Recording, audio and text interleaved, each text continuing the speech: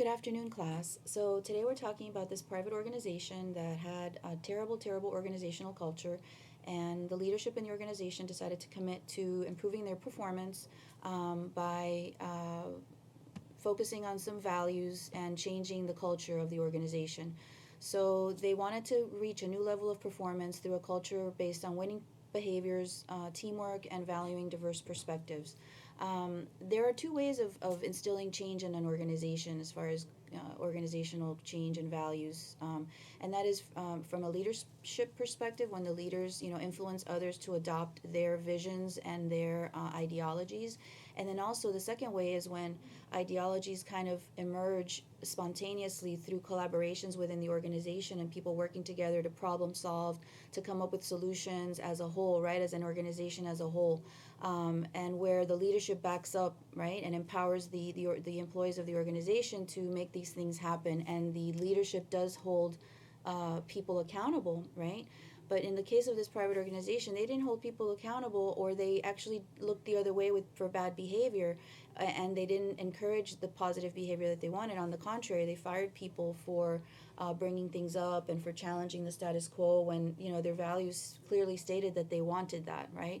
So this is the leadership of the organization not walking the walk, just talking the talk and expecting things to change, but not walking the walk and not being leaders, right? So I think that's the main reason why this organization is still suffering from a very poor culture um, within its organization. So I currently work for an organization that has had many changes, both internally with changes in leadership, changes in priorities, changes in goals, as far as also external factors, changes in the political environment, a lot of challenges all at once, a lot of changes all at once. And so it's been, for the leadership, it's been challenging, I believe, and to instill a change in culture.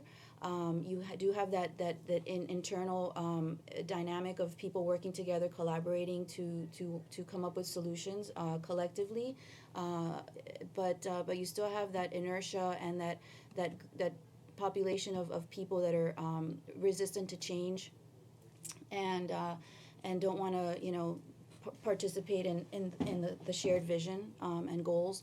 But cultural leadership is essential, and it involves leaders, followers, and situations all coming together in a mutually reinforcing way. So you have to have the leadership talking the talk and walking the walk, and you have to have the internal inner workings of the organization also coming together in every situation, right? And with decision making, you also need to be thinking about the culture, and having a no blame environment. I think, and a collective accountability, I think, is the key to a successful initiative to change an organizational culture. Have a great afternoon. Thank you.